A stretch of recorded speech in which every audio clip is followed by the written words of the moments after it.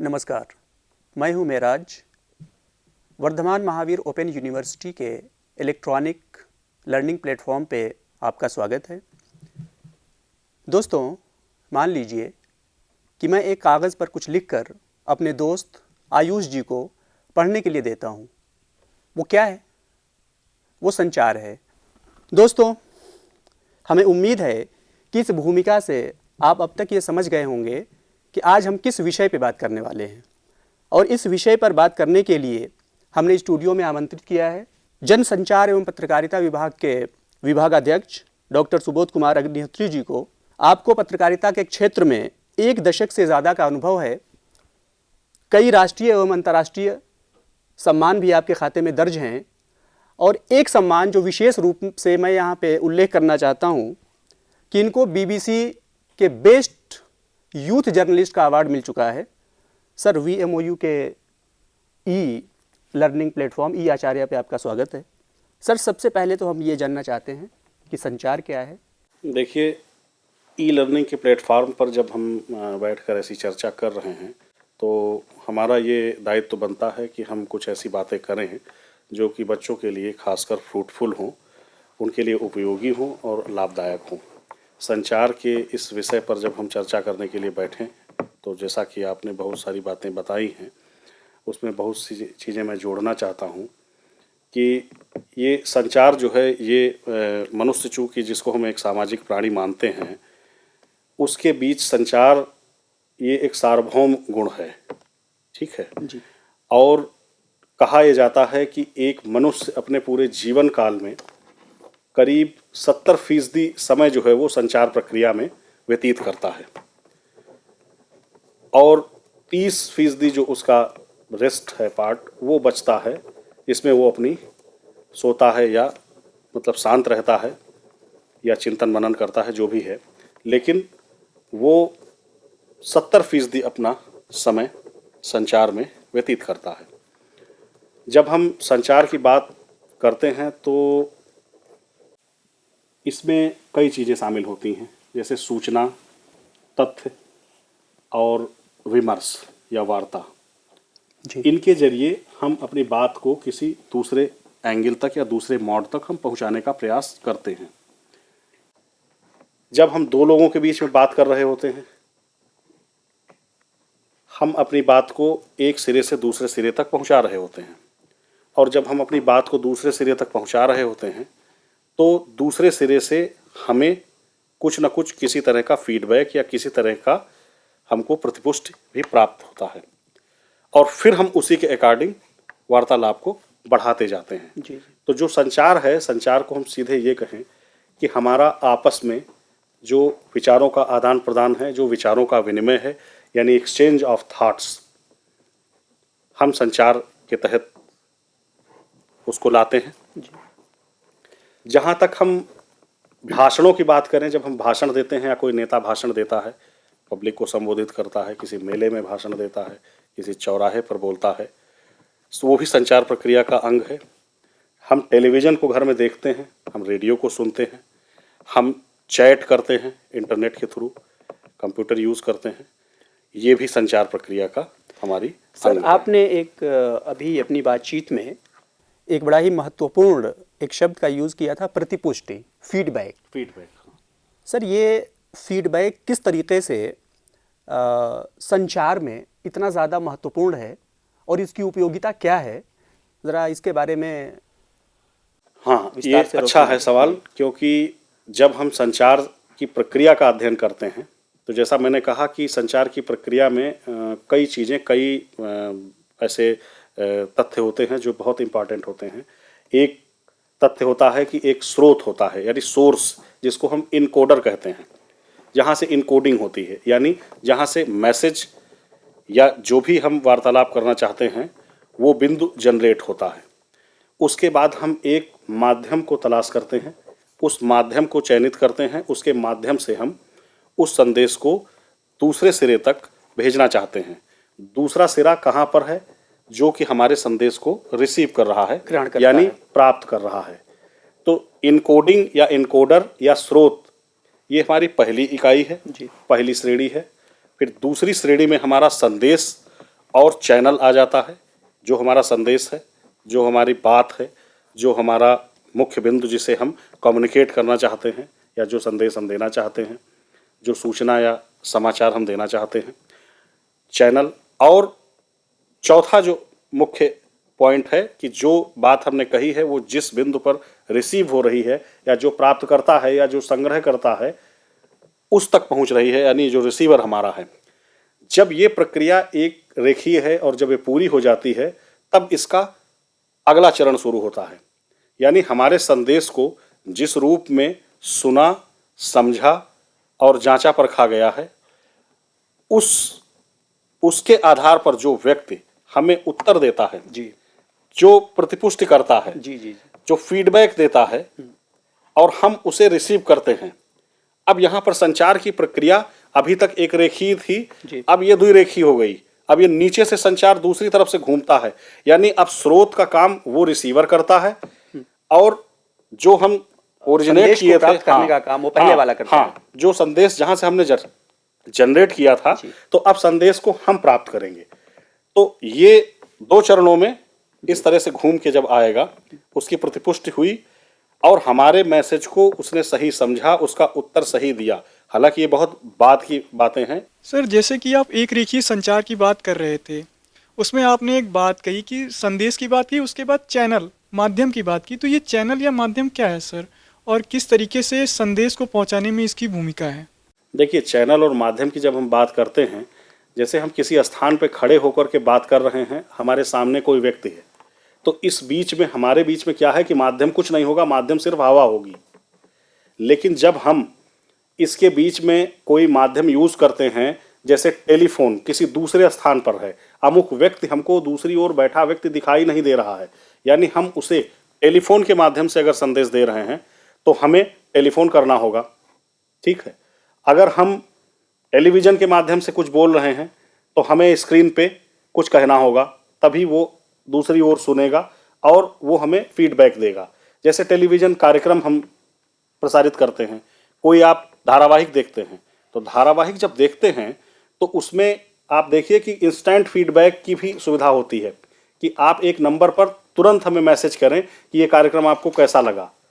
और बहुत सारे देश में बैठे हुए व्यूवर्स जो हैं हमारे, जो उसके दर्शक हैं, वो तुरंत एक पर्टिकुलर नंबर पे हमको भेज देते हैं फीडबैक कि बहुत कार्यक्रम अच्छा लगा, और हम उससे जान जाते हैं कि हमारे उस कार्यक्रम को कितना पसंद किया गया। तो हम उसके आधार पे, तो जो हमारा माध्यम है, इसी तरह से रेडियो में भी है। रेडियो में भी कार्यक्रम चल रहा है, अगर लाइव सजीव प्रसारण हो रहा है और टेलीफोन से उसको जोड़ दिया गया है तो हमें फीडबैक त्वरित मिल जाता है। अखबारों में अगर हम देखें तो अखबारों में जो हम अखबार का माध्यम यूज़ करते हैं तो उसमें यह है कि फीडबैक हमें हो सकता है कि 2-4 दिन बाद मिले। हालांकि अब ऐसी सुविधा हो गई है कि फीडबैक में हमें ईमेल के थ्रू सुविधाएं प्राप्त हैं, 3-4-5 घंटे के अंदर हमें ईमेल मैसेजेस प्राप्त हो जाते हैं। लेकिन एक अखबार एक नियत समय पर छपता है, उसके बाद एक नियत समय पर वो दर्शकों के बीच में जाता है, फिर पाठकों की प्रतिक्रिया वहाँ से आती है, तो इसमें थोड़ा सा वक्त लगता है। हालांकि पहले बहुत वक्त लगता था, महीनों बाद चिट्ठियाँ आती थीं, लेकिन अब फीडबैक की सुविधा जो है वो बहुत तेज़ी से हो गई है। हम चिट्ठियों को अब ऑनलाइन मंगा लेते हैं और उन्हीं चिट्ठियों को पब्लिश कर देते हैं अगले दिन के एडिशन में। तो ये सुविधाएं हो गई हैं। तो जो जिस माध्यम की आप बात कर रहे हैं वो यही माध्यम है, हमारे टीवी, रेडियो, इंटरनेट और बहुत सारे जो न्यू मीडिया के माध्यम हमारे। हमें लगता है आयुष जी कि आपके समस्या का समाधान हो गया होगा। मैं रेणु श्रीवास्तव हूँ और मैं भी शोध छात्र हूँ। मैं जर्नलिज्म में ही शोध कर रही हूँ वेव रेडियो के ऊपर। आपने अभी सर बात की थी कि जब हम कोई भी संचार करते हैं तो एक बिंदु से संचार दूसरे बिंदु तक जाता है। आपने माध्यम भी बताए थे कि किन माध्यम से वो संचार होता है, लेकिन कई बार क्या होता है, जैसे हम टेलीफोन की बात करते हैं, जब हम टेलीफोन से संचार करते हैं कहीं ना कहीं एक शब्द आता है शोर।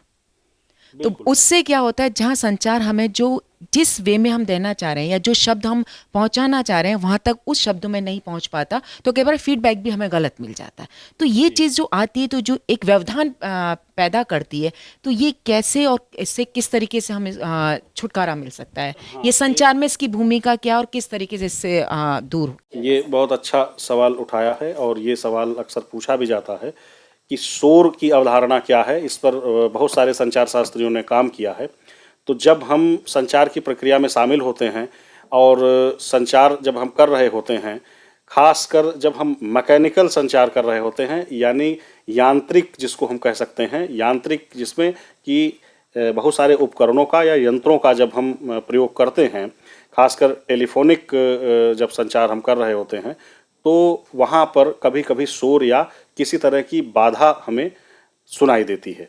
तो उसमें होता यह है कि जब हम मूल संदेश भेज रहे होते हैं और संदेश को जो प्राप्त करने वाला व्यक्ति है वो उसके मूल स्वरूप में नहीं उसे प्राप्त करता है और उसमें से कुछ उसको डिटोरिएटेड मैसेज मिलता है, उसको उसका एक भ्रंश पार्ट जो है, टूटा हुआ पार्ट उसको मिलता है, उसको वो समझने का प्रयास करता है और पूरी तरह से न समझते हुए फिर वो फीडबैक ऐसा देता है कि जैसे लगा कि उसे वो चीज़ समझ में नहीं आई। तो ऐसी जो बाधाएं हैं, ऐसे जो शोर है वो हमारे संचार प्रक्रिया को प्रभावित करता है। तो इस शोर के बारे में भी बहुत सारा काम संचार शास्त्रियों ने किया है, समय समय पर इसके मॉडल भी दिए गए हैं इस प्रारूप को समझने के लिए। लेकिन यहाँ मैं बताना चाहूँगा कि 2-3 प्रकार का शोर इस तरह होता है। जैसे एक तो आप इसको सीमेंटिक्स, जब हम भाषा के तौर पर इसको लेते हैं तब इसमें इस तरह की गड़बड़ी आती है कि जब कोई भाषागत या शब्द को हम सुन नहीं पाते हैं अच्छे ढंग से, तब जो शोर पैदा होता है या जो बाधा पैदा होती है उसको सीमेंटिक बैरियर बोलते हैं। यानी कि किसी पर्टिकुलर शब्द को या किसी लाइन को हम नहीं समझ पाए और ऐसी त्रुटि हुई। और उसके बाद जब हम इन्वायरमेंटल शोर की बात करते हैं, पर्यावरणीय शोर की बात करते हैं, तो उसमें ऐसा होता है कि जैसे हम बात कर रहे होते हैं, आपस में बात कर रहे हैं और अचानक बहुत तेज कोई ठोकने की आवाज़ या किसी ट्रेन की आवाज़ या किसी बस की आवाज़ या आसपास कोई ऐसा वाहन गुजरता है जिसकी आवाज़ आती है, तो उसके बीच में इस तरह का कोई शोर सुनाई देता है।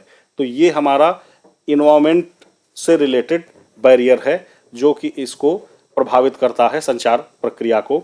और तीसरे नंबर पे हम देखें कि जब हमारी बात हो रही होती है और हम किसी बिंदु को किसी चीज़ को हम किसी परिप्रेक्ष्य में कहने का प्रयास करते हैं, लेकिन किसी तरह से यंत्र में कोई गड़बड़ी हुई, जैसे मैंने बताया कि आपका टेलीफोन गड़बड़ हो गया, अचानक उसमें कोई आवाज़ ऐसी आ गई और बीच में संचार आपका टूट जाता है।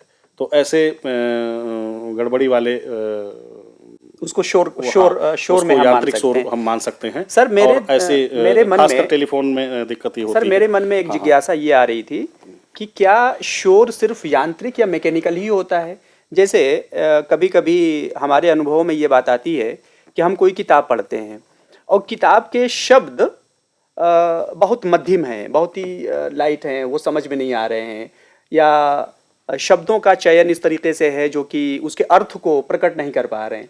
तो क्या सर ये भी शोर में ही शामिल है संचार? नहीं, इसे आप शामिल कर सकते हैं, लेकिन कभी कभी जब शब्द स्पष्ट नहीं दिख रहे हैं तो आप इसको देख सकते हैं कि देखिए जो लाइन है या जो कॉन्टेक्स्ट है या जो भी टेक्स्ट है उसको आपको पूरी तरीके से क्लियर करना पड़ेगा। अगर वो स्पष्ट नहीं है तो कहीं ना कहीं वो बाधा तो वो खड़ी कर रहा है। जी जी जी। तो इसलिए वो बैरियर आपके उसमें कोई जरूर नहीं हम उसे शोर का नाम दें, लेकिन उसे हम बैरियर जरूर मानेंगे। जी जी ठीक है जी, वो एक प्रकार की बाधा जरूर है, क्योंकि हमारा संदेश पूरे तरीके से प्राप्त करने वाले तक नहीं पहुंच पा रहा है। हाँ, तो उसको हम बाधा व्यवधान हम कह सकते हैं, एक तरीके का व्यवधान मानेंगे और उसे हम दूर करने का जरूर प्रयास करें। जी, तभी हम अपनी सर हमारे साथ एक शोध छात्र हैं। मैं प्रमोद, वर्धमान महावीर ओपन यूनिवर्सिटी में शोध छात्र हूँ, पत्रकारिता विभाग में। मैं जानना चाहता हूँ कि संचार कितने प्रकार का होता है? देखिए, ऐसे संचार को जो मोटे तौर पर उसको कैटेगराइज किया गया है वो लगभग 4-5 प्रकारों में कैटेगराइज किया गया है। और संचार शास्त्री चूँकि अभी भी दुनिया में संचार पे बहुत सारा शोध और बहुत सारा काम हो रहा है, लेकिन मोटे तौर पर इसको 5 प्रकार से विभाजित किया गया है, जिसमें एक पहला हम कह सकते हैं कि अंतरा वैयक्तिक जो इंटरपर्सनल कम्युनिकेशन जिसको बोलते हैं, दूसरा अंतर्वैयक्तिक यानी इसे इंटरपर्सनल जो हमारा आपका वार्तालाप जैसे हो रहा है। तीसरा जो है मीडिएटेड कम्युनिकेशन यानी मध्य संचार। चौथा जो है आपका समूह संचार है। और पांचवा जो है वो जन संचार है या जिसे हम मास कम्युनिकेशन कहते हैं। तो ये मोटे तौर पर एक कैटेगराइजेशन कर दिया गया है। हो सकता है भविष्य में इसमें और भी श्रेणियां बढ़ जाएं, लेकिन चूँकि संचार की गतिमान फील्ड है तो इसमें मोटे तौर पर 5 तरह से इसको विभाजित किया गया है। रात में मैं सपने देखता हूँ या मैं खुद से बात करता हूँ, तो ये कौन सा संचार? ये बहुत अच्छा सवाल है। ये मैं आपको बताऊंगा कि ये इंट्रापर्सनल कम्युनिकेशन यानी अंतरावैयक्तिक संचार जो है, जब हम रात में टहलने लगते हैं, गुनगुनाने लगते हैं, कुछ मन में ही बुदबुदाने लगते हैं, सो जाते हैं तो सपना देखने लगते हैं, तो ये हम अपने से खुद से संचार करने लगते हैं। या दूसरे दिन की हम प्लानिंग बनाने लगते हैं कि कल हम जाएंगे, ये करेंगे और ऐसी योजना बनाएंगे और इसको इस तरह से हम क्रियान्वित करेंगे। तो जब हम स्वयं से बात करते रहते हैं तो हम स्वयं से ही संचार करते हैं, यानी स्वयं में ही हम स्रोत हैं, स्वयं में ही हमारे अंदर एक चैनल है, स्वयं में ही हमारे अंदर एक मैसेज जनरेट होता है और हम ही उसके रिसीवर हैं और हम ही उसका फीडबैक भी महसूस करते हैं कि ऐसा करेंगे तो ऐसा होगा, ऐसा नहीं करेंगे तो ऐसा होगा। तो जो सपने देखता है, जो इस तरह से गतिशील होकर रात में सोचता है, तो वो आप अंतरावैयक्तिक संचार की। इसका मतलब ये है सर कि खुद से बातें करना ये अंतरावैयक्तिक संचार में आता है। हाँ बिल्कुल, खुद से बातें करना जो है ये अंतरावैयक्तिक संचार में आता है। कभी कभी आप जैसे देखते होंगे सड़क के किनारे बैठा पागल अपने से ही बुदबुदा रहा है, तो अपने से ही बात कर रहा है, लेकिन चूंकि एक पागल है वो सेंस में नहीं है, तो आप उसको कह सकते हो कि वो अंतरावैयक्तिक संचार कर रहा है, अपने से कर रहा है। लेकिन हम यहाँ पर बात सेंसिबल लोगों की कर रहे हैं जो कि एक दूसरे को समझ सकते हैं और समझें। तो जब हम अपने में बात करते हैं तो हम ये अंतरावैयक्तिक संचार या इंटरपर्सनल। सर हमारे साथ एक और शोध छात्र हैं, आप अपना परिचय दें। धन्यवाद महराज जी। मेरा नाम संजय कुमार है। मैं school of education Vardhman Mahaveer खुला विश्वविद्यालय में शोध छात्र हूँ। मेरा प्रश्न ये है सर कि आपने जो 5 प्रकार बताए हैं संचार के, उन 5 प्रकार के जो संचार हैं इनके क्या क्या कार्य हैं? नहीं, इनका अलग अलग है। जैसा कि आपको मैंने बताया कि जो अंतरावैयक्तिक संचार हम आपस में अपने से करते हैं, अपने अंदर से करते हैं, स्वप्न देखते हैं, बुदबुदाते हैं, अपने से बात करते हैं। अंतर्वैयक्तिक जो इंटरपर्सनल है, जिसमें हम 2 लोगों से या 2 से अधिक लोग हो सकते हैं, उनसे बात करते हैं, जैसे हमारे आपके बीच में वार्तालाप हो रहा है। तो इसमें हम अपनी बात आप तक पहुंचाते हैं, आपकी बात हम सुनते हैं, टेलीफोन से भी बात कर लेते हैं, तो ये भी इंटरपर्सनल कम्युनिकेशन के दायरे में आएगा। और इसमें जो 2 व्यक्तियों के बीच में जो संचार की बात है, इसमें 2 चीज़ें मैं और जोड़ना चाहूँगा। एक तो अनफोकस्ड, ज़्यादातर जो बात करने का या जो वार्तालाप का जो एक अमाउंट है वो एक आप कह सकते हैं कि बड़ा अनफोकस्ड रहता है, क्योंकि आप नहीं जानते हैं कि हमारे बीच में हमारे आसपास कौन से लोग हैं। आप उनसे भी बात करते हो, आप बस में बैठते हो तो आप अपने बगल वाली सीट पे आपका परिचित नहीं है, लेकिन आप उससे संचार करते हो जी। तो आपका अनफोकस्ड है। फोकस्ड जब होता है, जैसे फोकस्ड में हम लोग आपस में बात कर रहे हैं, यहाँ पर एक किसी पर्टिकुलर चीज़ पर हम इसको फोकस करके बात कर रहे हैं, हम समझाने का प्रयास कर रहे हैं। जैसे आज हम संचार के विभिन्न बिंदुओं पर बात कर रहे हैं, तो ये हमारी फोकस्ड टॉक है। और हम अनफोकस्ड, जैसे हम बाहर अभी सड़क पे जाएं, कोई अपरिचित मिलेगा, आप उससे कहेंगे कि भाई साहब मोटरसाइकिल से मुझे आगे लिए चलिए, मैं उस जगह तक जाना चाहता हूँ। तो बात तो आप कर रहे हैं, उससे संचार तो आपका हो रहा है, दूसरे आदमी से हो रहा है, हवा में संचार हो रहा है, कम डिस्टेंस पे हो रहा है। तो ये संचार का जो प्रकार है ये भी अंतर्वैयक्तिक संचार के दायरे में आएगा। सर एक छोटी सी जानकारी मैं लेना चाहता हूँ, ग्रुप कम्युनिकेशन और मास कम्युनिकेशन में क्या डिफरेंस है? देखिए, ग्रुप कम्युनिकेशन की जब हम बात करते हैं, समूह संचार, समूह की जब बात होती है, अगर बहुत बड़ा समूह है यानी बहुत अनकंट्रोल्ड है तो वो मास में परिवर्तित हो जाएगा। लेकिन समूह में खासकर अगर कंट्रोल्ड समूह है यानी नियंत्रित समूह है तो हमारा वो समूह संचार होगा। यानी उसमें फीडबैक की गुंजाइश तो अपेक्षाकृत कम होती है, लेकिन फिर भी हम बहुत सारी चीज़ों को बता करके और हम फोकस करके लोगों को कंट्रोल करने का प्रयास करते हैं। लेकिन जब अनकंट्रोल्ड होता है, जैसे आप भीड़ में या मेले में जब बात करते हैं, तो वहाँ फीडबैक की गुंजाइश नहीं होती है। बहुत लेस फीडबैक आपको मिलेगा, 1 या 2% नहीं के बराबर होगा, वो अनकंट्रोल्ड होगा। तो वो हमारा मास कम्युनिकेशन के दायरे में आएगा। तो समूह संचार और जनसंचार को मैं एक साथ ही यहाँ पर रख रहा हूँ कि जब हमारा कंट्रोल्ड है और हम जब एक पर्टिकुलर खास ग्रुप को किसी पर्टिकुलर विषय पर हम बात करके कंट्रोल कर ले जाते हैं, तब हम समूह संचार की बात करते हैं। ठीक है, उस पर एक सहमति की हमारी गुंजाइश होती है। किसी भी विषय पर जब हम समूह में बात करते हैं तो हम एक सहमति, एक कंसेंसस बनाने का प्रयास करते हैं और लगभग वो बनती भी है। लेकिन जब बड़ा समूह हो जाता है तो वो जनसंचार के दायरे में पहुंच जाता है। सर, इनके कहने का मतलब ये है कि जो शिक्षक और छात्र के बीच में जो एक क्लासरूम में जो संचार होता है, शायद वो उसकी बात कर रहे हैं कि वो समूह संचार, उसे आप समूह संचार के, उसको आप अंतर्वैयक्तिक संचार और समूह संचार, अगर एक छात्र से संवाद शिक्षक का हो रहा है तो आप उसे अंतर्वैयक्तिक संचार की श्रेणी में रखेंगे। लेकिन 35 छात्रों से अगर क्लासरूम में एक शिक्षक पढ़ा रहा है, किसी विषय पर फोकस्ड रूप से बात कर रहा है और एक सहमति के आधार पर वो सवाल समझा रहा है, बच्चे हाँ कर रहे हैं, जवाब दे रहे हैं, बच्चों में असहमति भी है, फिर पूछ भी रहे हैं, फिर बच्चे मान जाते हैं, तो एक ये समूह संचार के दायरे में आएगा। सर, अभी आपने बात की थी, जनसंचार की बात की थी। अगर हम जनसंचार की बात करें तो पहले जैसा कि हमें पता है कि ढोल नगाड़ों के साथ समूह में जा कर के और लोगों तक अपनी बात को पहुंचाया जाता था। वहाँ से लेकर अब तक जनसंचार में काफ़ी परिवर्तन आया है, उनके माध्यमों में भी काफ़ी परिवर्तन आ चुका है। तो एक तो वो हम जानना चाहेंगे, दूसरा ये जानना चाहेंगे कि जो ये संचार है, इनके कार्य क्या हैं? बहुत अच्छा सवाल है कि संचार के कार्य, ये सवाल खासकर परीक्षाओं में भी परेशान करता है। तो छात्र, हमारे विद्यार्थी इसको अच्छी तरह से समझ लें और कंठस्थ कर लें कि संचार के जो विभिन्न कार्य हैं उनमें पहला और महत्वपूर्ण कार्य है कि सूचना देना।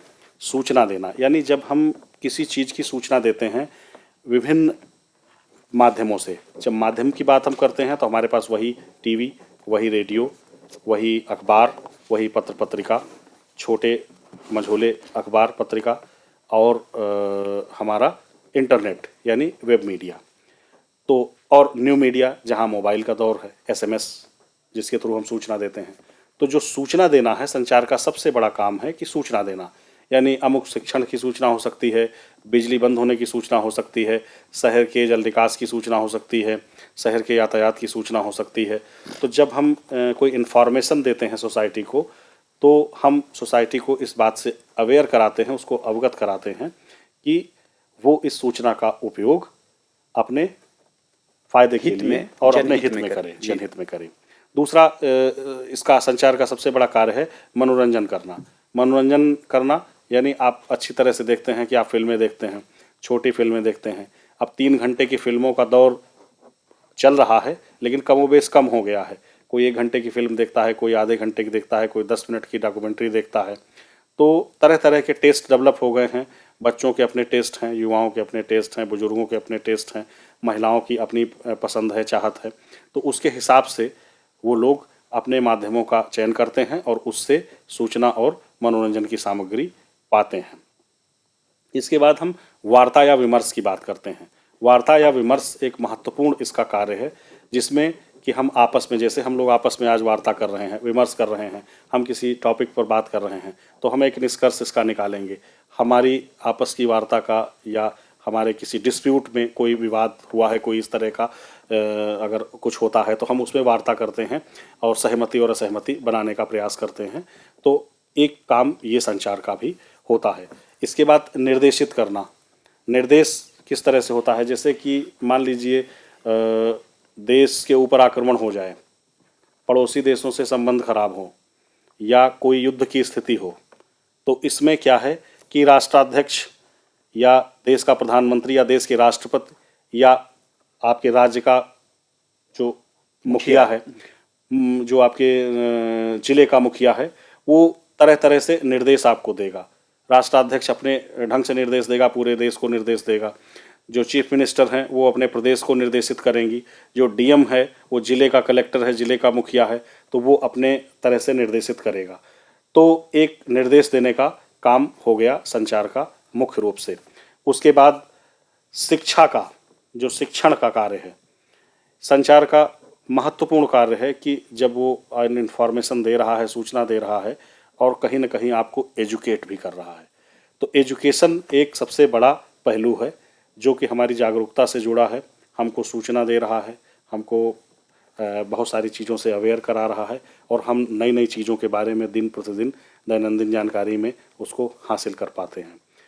और इसके बाद जो सांस्कृतिक प्रोत्साहन हमें मिलते हैं, हम बाहर जाते हैं, लोग बाहर से आते हैं, हमसे मिलते हैं, तो हमारे उनके बीच में भी आदान प्रदान विचारों का होता है और हम उनकी सोसाइटी, उनके कल्चर को समझते हैं, उनकी बातों को समझते हैं, उनके खान पान को, उनके रहन सहन, उनके पहनावा को हम देखते हैं। उसमें से अच्छी कुछ चीज़ें हम ले लेते हैं, वो हमारे से कुछ अच्छी चीज़ें ले जाते हैं, तो हमारे उनके बीच में कुछ न कुछ, किसी न किसी रूप में विचारों का, किसी न किसी रूप में सांस्कृतिक बिंदुओं का आदान प्रदान होता है। तो इस तरह का जब विनिमय होता है, इस तरह का जो एक्सचेंज होता है, ये भी संचार के दायरे में आता है। और लास्ट में हम बात करते हैं इफ़ेक्ट की या प्रभाव की। तो संचार क्या है कि संचार बहुत सारी चीज़ें जब हम इसके तहत करते हैं तो बहुत सारे ऐसे पहलू इकट्ठा होते हैं जो हमारे ऊपर प्रभाव डालते हैं। यानी किसी ने हमको कोई ऐसा निर्देश दिया, किसी ने हमसे कुछ ऐसी बात कही कि जिसका हमारे ऊपर प्रभाव हुआ और हमने उसी के अकॉर्डिंग, उसी के तहत दूसरे दिन ऐसा करना शुरू किया। मान लीजिए हमारे कुलपति महोदय ने आज हमें आदेश दिया कि आपको कल सुबह यहाँ पर एक योगाभ्यास शिविर लगाना है और उसकी शुरुआत करनी है। तो ये हमारे लिए एक निर्देश हुआ और इस निर्देश का हमारे ऊपर प्रभाव पड़ा कि हम सुबह 6 बजे उठ करके इसको क्रियान्वित करने का प्रयास करें। तो संचार का एक महत्वपूर्ण कार्य है कि हमारे ऊपर वो प्रभाव भी डालता है। तो दोस्तों, अभी हमने ये बात समझी कि संचार क्या है, संचार का अर्थ क्या है, संचार की प्रक्रिया क्या है, संचार के कार्य क्या हैं, संचार के प्रकार और संचार के प्रभाव। इन 6 बिंदुओं पे आज का ये पूरा डिस्कोर्स यहाँ पे समाप्त होता है। अगले एक और एपिसोड में हमारी आपकी फिर से मुलाकात होगी।